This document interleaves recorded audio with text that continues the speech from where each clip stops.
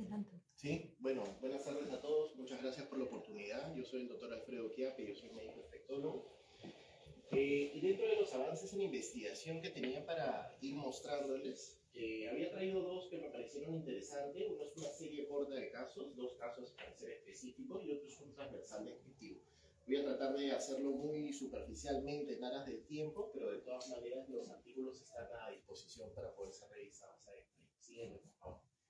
Entonces, el primero tiene una relevancia bastante alta en lo que es salud pública, ¿no? Porque es básicamente acerca de la reemergencia de la rabia humana en áreas endémicas de la Amazonía peruana. Esos son dos casos que se presentaron, uno en el hospital donde trabajo y otro en el hospital de referencia. Siguiente, por favor.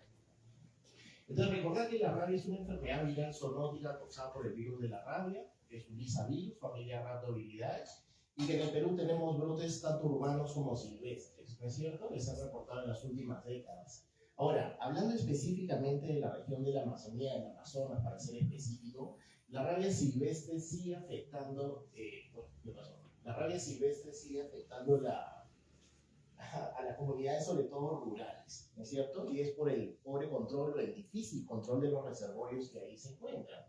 Ahora, en la Amazonía, para ser específico, no se habían reportado casos en humanos desde el 2013, probablemente por las profilaxis preexposición, las campañas preexposición que se iniciaron en el año 2011.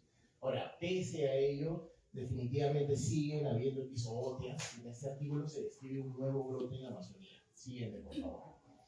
Solamente para que tengan una data estadística, tanto global como nacional, más o menos la rabia sigue causando 50.000 muertes humanas en el año en más de 150 países. De hecho, el congreso más importante de rabia se va a dar este año en Lima, Perú, en octubre. Estamos a puertas. Y el 95% de los casos ocurren en Asia y en África. El perro sabemos que es el principal reservorio de rabia urbana, ¿no? 99% de los casos. Y en zonas rurales son reservorios de otra estirpe, ¿no? Por ejemplo, murciélagos, zorros, mapaches, etc. Siguiente, por favor. A nivel nacional, desde el año 83, existieron campañas de vacunación canina masivas que redujeron drásticamente la incidencia de rabia urbana, eso lo sabemos también. Sin embargo, la rabia silvestre persiste en la Amazonía, asociada sobre todo a mordedura de murciélagos hematófagos. Más o menos entre el año 2000, para que tengan una idea de las cifras, entre el año 2000 y el 2013 se reportaron 74 casos en humanos en Amazonas, 28 de ellos en el distrito de Nieva. 28 de ellos en el distrito de Nieva, casi 40% aproximadamente. Y desde el 2013 no se habían reportado casos hasta la actualidad. O bueno, se presenta reporte, ¿no? Y las comunidades, entender que las comunidades indígenas rurales son las más vulnerables por tener el mayor riesgo de mordedura de murciélago. Tienen un riesgo estimado de entre 41 y 88%. ¿No? Siguiente, por favor. Entonces, acá de repente, esta es una gráfica del artículo, se los puedo compartir más adelante, pero es una gráfica del artículo para que más o menos nos contextualicemos en el distrito de Nieva dentro de Amazonas o dentro de la Amazonía y ver la gráfica que está abajo. Lástima no la puedo señalar, pero la gráfica que está abajo se puede observar también los reportes de casos previos, digamos, hacia el año 2013 y cómo desde el año 2013 hasta la fecha pues no se habían reportado casos actuales. Siguiente, por favor. Entonces, el primer caso se trata de una niña de 8 años, ¿no? El caserío de Nueva Esperanza, el distrito de Nieva en Amazonas, en Perú. Refería a la familia que tenía el antecedente de una mordedura por un gato doméstico en la mano derecha. Ella y su prima, mientras estaban jugando en las zonas aledañas a su casa, presentan pues jugando con uno de los gatos. En realidad el contacto estricto fue con un tigrillo, que es como un gato silvestre, ¿no? Es un gato que hasta digamos, está en el contexto doméstico en las zonas rurales. Entonces, no es inusual, de repente, que este tigrillo, que en realidad no es un gato como tal, pueda entrar en contacto con algunas viviendas y como que ser parte de este ambiente familiar. Entonces, ellas estaban jugando con este gato, entre comillas, doméstico, lo cual en realidad no era como tal, y sufre la mordedura pues, de ese animal, ¿no? En la mano derecha. Entonces, ¿qué es lo que sucede? Que 4 a 12 días post-mordedura, muy rápidamente empieza con síntomas locales, tipo dolor, eritema, edema, y posteriormente progresa a síntomas sistémicos tipo cefalea, mialgia, fiebre, vómitos, fotofobia. Hacia la segunda semana, hacia el día 15, hay un agravamiento de esta sintomatología y comienza a haber alteración del sensorio, alucinaciones visuales, cianorrea y astenia. Es decir, hacia el día 15 ya comenzamos a presentar, o ya comienza a presentar, manifestaciones neurológicas como tales.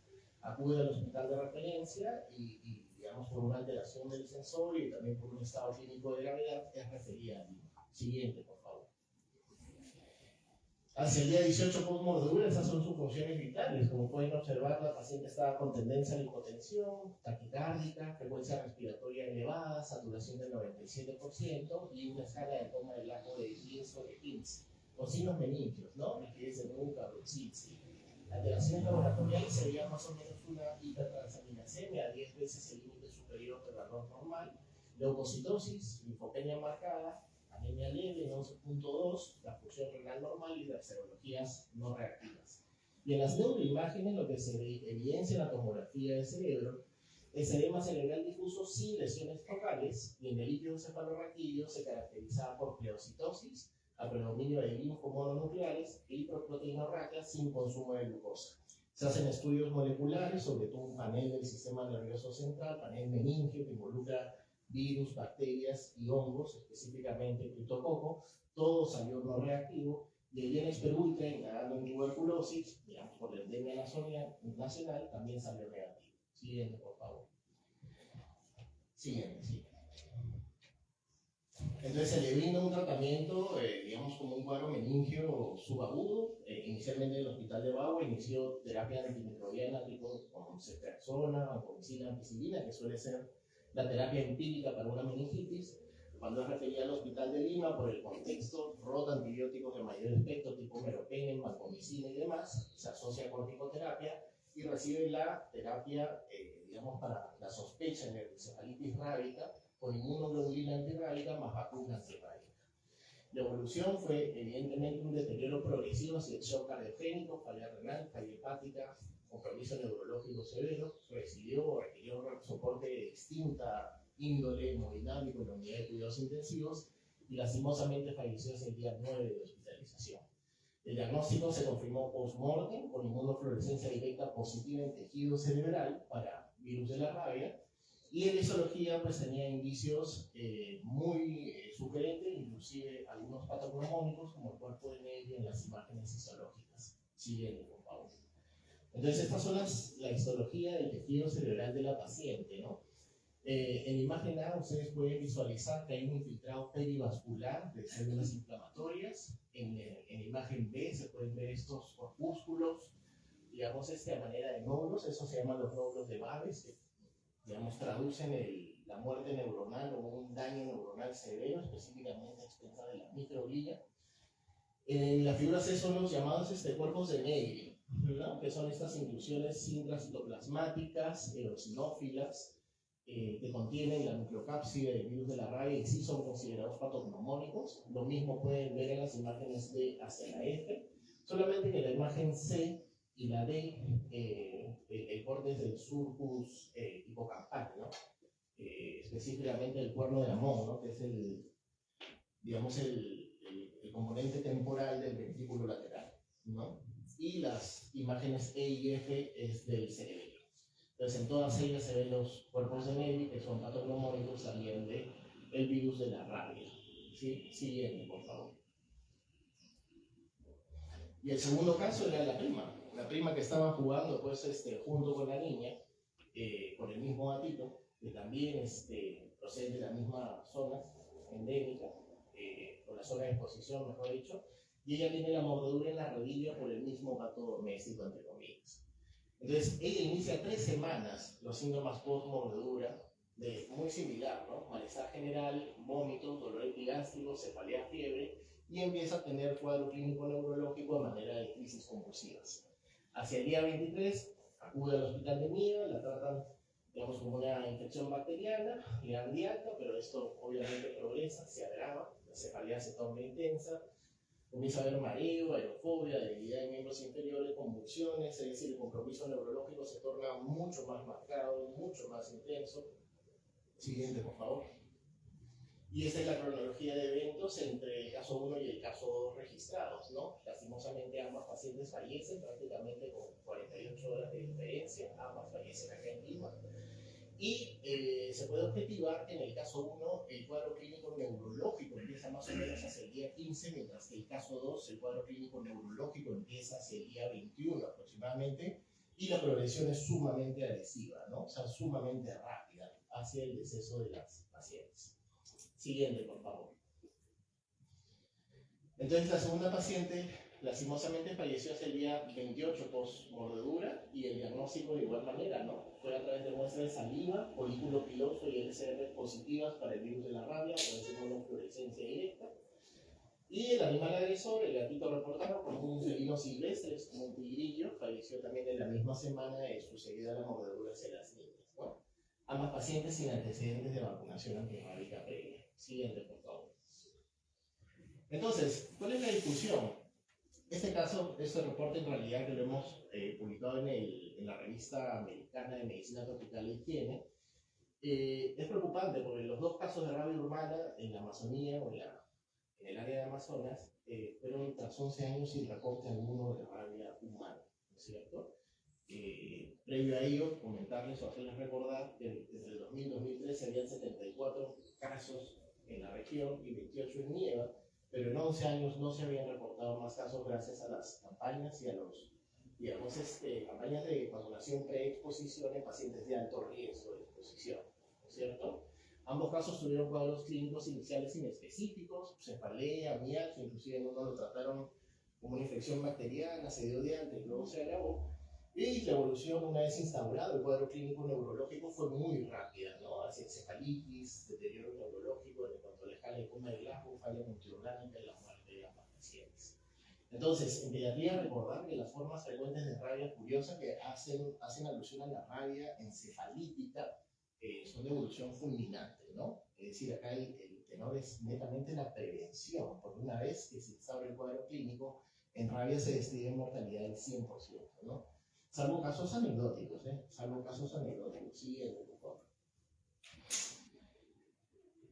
Bueno, la ausencia de esos casos entre el 2000 y 2013 es atribuida a las estrategias de vacunación masiva desde el 2011 con amplia cobertura en comunidades indígenas. Sin embargo, las epizootias persisten en la región, ¿no? Es decir, aquellas epidemias en los reservorios. Es muy difícil controlar, pues, digamos, la rabia en murciélagos. Es fácil controlarla en perros, ¿no es cierto?, a través de las campañas de vacunación animal, pero ¿cómo se puede controlar el virus de la rabia en los reservorios silvestres? Es muy difícil, ¿no es cierto?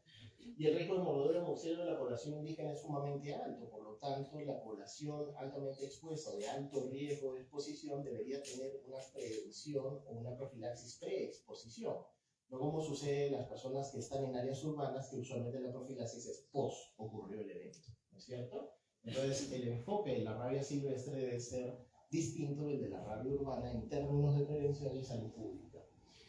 Ahora, el éxito de la rabia urbana básicamente es por las campañas caninas, es lo que acabo de mencionar, y la limitación también es lo que acabo de mencionar, es difícil el control de la rabia silvestre. Siguiente, por favor. Factores recientes que se suman a que esto haya podido acontecer, la pandemia de COVID-19, que definitivamente debilitó mucho de los sistemas de prevención a nivel nacional en distintas áreas, distintas esferas. La rabia no fue exento de ello, y el aumento de casos urbanos en otras regiones también, ¿no? Arequipa y la Amazonía brasileña, ¿no? Claves para la prevención: mantener profilaxis pre-exposición en comunidades de alto riesgo, las comunidades indígenas rurales de alto riesgo, fortalecer la vigilancia en zonas con reservorios animales, y en ambos casos la ausencia de vacunación pre-exposición y la baja intensidad en campañas facilitó la preemergencia de rabia urbana en Amazonas, ¿no? Abajo les he colocado el protocolo Milwaukee, que es de repente el protocolo de manejo de rabia humana una vez que esta ya se instaura, pero los casos en donde han podido a través de este protocolo tener resultados favorables han sido anecdóticos y algunos cuestionados, polémicos, ¿no? Es decir, que la rabia continúa siendo una entidad con una altísima mortalidad una vez que se instaura, una vez que ya se inicia. Siguiente, por favor. Bueno, y las conclusiones: en realidad el brote evidencia la importancia de mantener una cobertura sostenida de inmunización antirrábica en áreas endémicas. Se requiere una vigilancia activa y reporte oportuno de síndromes neurológicos febriles, y estas acciones obviamente permiten la detección temprana y una intervención rápida de casos de rabia. Esto tiene que traer a la conciencia, hacer un llamado, digamos, a la reflexión de que la prevención aquí es fundamental, sobre todo en áreas de alto riesgo, áreas indígenas rurales de alto riesgo de exposición. ¿Sí? Siguiente. Ok, ese es el primero. No sé si me da el tiempo para un segundo, ¿sí? Es básicamente contarles algunas publicaciones, nada más. Este artículo también ha sido ya aceptado, aún no publicado, pero ya ha sido aceptado en el AIDS Care, también es una revista de alto impacto. Y es un artículo en donde yo quise resumir componentes psicológicos con mi especialidad, que yo soy médico infectólogo, ¿no?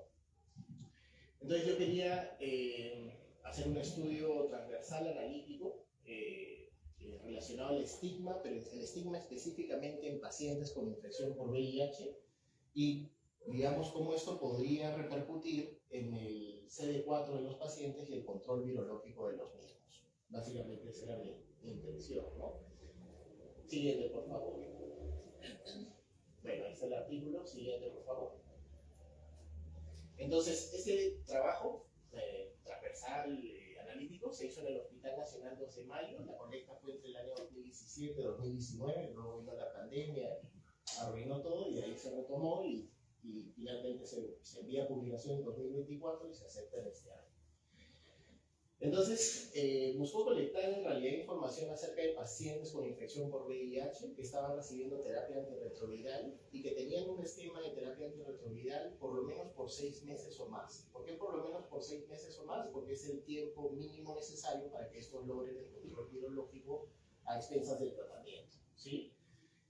Recordar que el estigma pues, implica percepciones negativas de evaluación social y discriminación y exclusión, y las personas viviendo con VIH podrían tener dos tipos de estigma, ¿no? Un estigma externo, es digamos, el que viene por rechazo, prejuicios, actitudes moralistas por parte de la gente que los rodea, y el estigma interno, que es básicamente el que el propio paciente se autoinflige, ¿no? A través de la culpa, vergüenza, autoimagen negativa y demás, ¿no? Entonces, obviamente no va a tener un impacto directo en el control virológico ni en el recuento de CD4, pero sí uno indirecto, ya que podría interferir o podría impactar sobre la adherencia, continuidad de los controles, calidad de vida, y etcétera, etcétera, etcétera. Siguiente, por favor. Entonces, estas son las cifras a nivel mundial acerca de lo que es VIH. Sabemos que hay más o menos para el año 2023 casi 40 millones de personas viviendo con VIH, 1.3 millones de infecciones nuevas por año, y solo 77% accede a la terapia antirretroviral. Ni qué decir cuántos logran el control virológico, que es un porcentaje menor.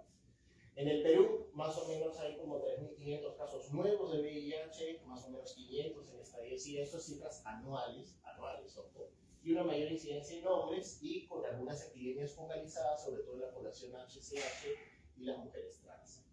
La percepción de estigma o de discriminación recibida por los pacientes que viven por VIH, o la reportada, mejor dicho, supera el 70%. ¿No? Siguiente.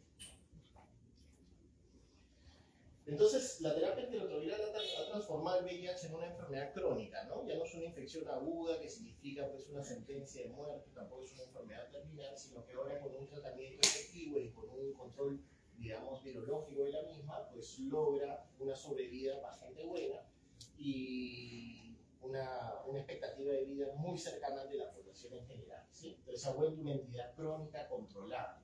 Sin embargo, situaciones como el estigma aún persisten. Ahora, ya involucré que el estigma no va a afectar directamente la carga viral, pero sí podría influenciar en disminuir la adherencia a la terapia, favorecer, digamos, trastornos del estado del ánimo como depresión y ansiedad, y podría favorecer el incremento del abandono en el seguimiento médico, digamos, por distintos factores, ¿no? Todavía hay escasez de evidencia de este tema en Perú sobre el impacto de CD4, control virológico. Es un tema muy tocado a nivel internacional, pero en el país es poca la evidencia. Siguiente.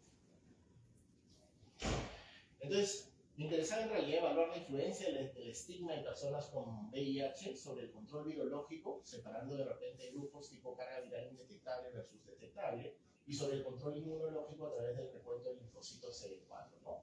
Entonces, ya mencioné que es un transversal analítico. La colecta en realidad, o el tamizaje de los pacientes, se hizo mientras estos esperaban su consulta, obviamente reuniendo el criterio de inclusión de estar en terapia antirretroviral por al menos 6 meses o más. Se reclutaron más de 400 pacientes de forma no probabilística por conveniencia, y se excluyeron aquellos que tuvieran algún grado de posibilidad para completar los cuestionarios, porque estos eran auto rellenados, o con un cuadro neurológico tan severo que no pudieran realizarlo. Siguiente, por favor.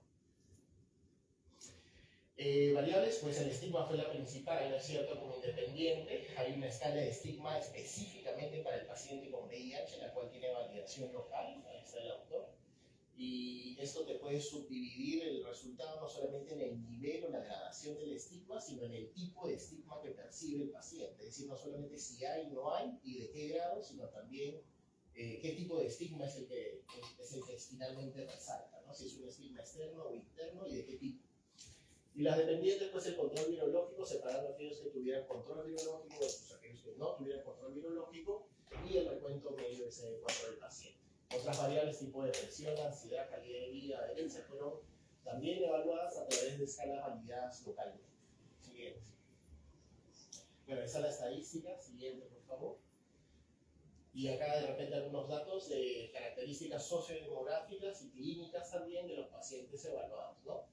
Entonces acá hay dos grupos importantes, ¿no? Aquellos que, digamos, fueron catalogados según la escala como que presentaban estigma severo versus un grupo que involucraba estigma no severo, ¿no? En donde podía estar muy leve, moderado, pero no formas severas. Entonces, ¿qué tenemos? Que la media de años fue más o menos 39 años, principalmente la población fueron varones, todos pacientes de VIH en terapia antirretroviral por 6 meses o más, como mencionaba al inicio. Y algunos datos interesantes, a ver, simplemente los pacientes que tenían, por ejemplo, estigma severo tenían menor adherencia que los pacientes que tenían estigma no severo. O el estigma severo, mejor dicho, lo voy a presentar de otra forma, repercutía en un menor control virológico sobre los pacientes que no lo presentaban, a pesar de que esto no resultó estadísticamente significativo. Esa diferencia no tuvo significancia estadística. La media de CD4 de aquellos que tenían estigma severo fue menor que aquellos que no lo presentaban. De igual manera, el CD4 con menos de 200, viendo por subgrupos, vemos que tenía una mayor frecuencia de pacientes con estigma severo que aquellos que tenían un CD4 mayor. También vemos que los pacientes que tenían estigma severo tenían una menor puntuación en la calidad de vida, según la escala Moss-HIV que ahí tiene, y que tenían mayor frecuencia en cuanto a depresión y ansiedad se refiere. Siguiente. Entonces, esta tabla no, siguiente, por favor. Entonces, resultados interesantes en realidad porque es difícil que se evalúe el estigma hoy en día en el paciente con VIH en Perú, y más aún de que esto de acá se concatene, o estas frecuencias se concatenen con controles biológicos con CD4, ¿no? Entonces, ¿qué cosas podemos ver acá en esta tabla? En esta tabla lo que podemos ver es el modelo de regresión en donde se ve el tipo de estigma que puede presentar el paciente. Ven que hay 4 tipos de estigma diferentes. Hay 2 estigmas internos, que es el estigma establecido y la autopercepción negativa, y los otros 2 son externos. Entonces, ¿qué me parece bastante interesante? En que el estigma interno me sale estadísticamente significativo para tener un recuento menor de CD4. Eso es un dato importante, porque es un paciente que no va a exteriorizar o no va a manifestar externamente el estigma, no se va a quejar de que le estigmatizan, pero internamente sí lo percibe a través de culpa o demás, y esto sí podría tener, digamos, alguna afección en su CD4, no de forma directa, sino que de repente no va al servicio, de repente deja el tratamiento por no, distintos factores, ¿no? Siguiente, por favor. Bueno, el estudio en realidad es mucho más detallado, disculpen que lo haya hecho tan somero, pero lo importante para mí de este trabajo es que muestra que el estigma asociado al VIH se asocia con menores recuentos de CD4, es decir, peor estado inmunológico, menos media de CD4, menor supresión virológica, aunque eso no resultó con significancia estadística, pero hay mayor proporción de carga viral detectable en los pacientes que tienen estigma severo, peor calidad de vida, mayor depresión y ansiedad, ¿no? Ahora, eso significa que el estigma externo, por ejemplo, el rechazo y las actitudes sociales negativas, que fueron mucho más frecuentes, ojo, favorecen el estigma interno, lo cual podría impactar en el CD4, ¿no? A través de depresión o baja adherencia en la terapia antirretroviral. Bueno, este se ha aceptado en el AIDS-Care, sí, estamos esperando que se publique en los siguientes 2 o 3 meses de este año. Siguiente, por favor. Bueno, muchas gracias, eso es lo que había traído.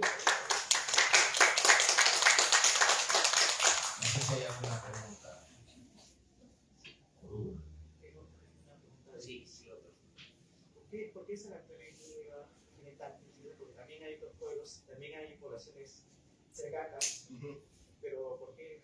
Porque Nieva, bueno, Nieva ya era una zona fuerte de rabia previo a la vacunación preexposición.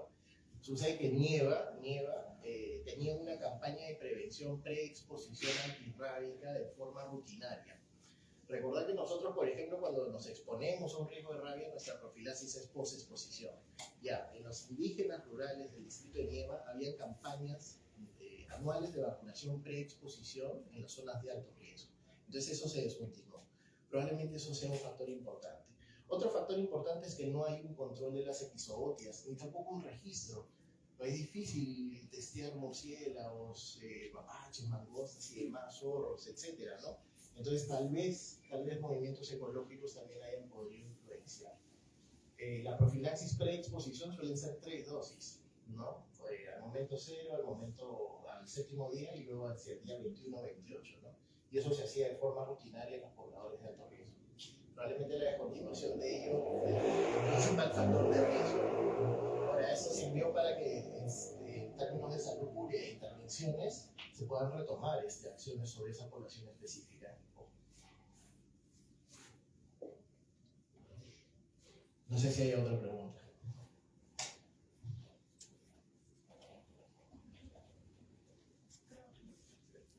Muchas gracias y dar un aplauso fuerte al doctor Chapelo.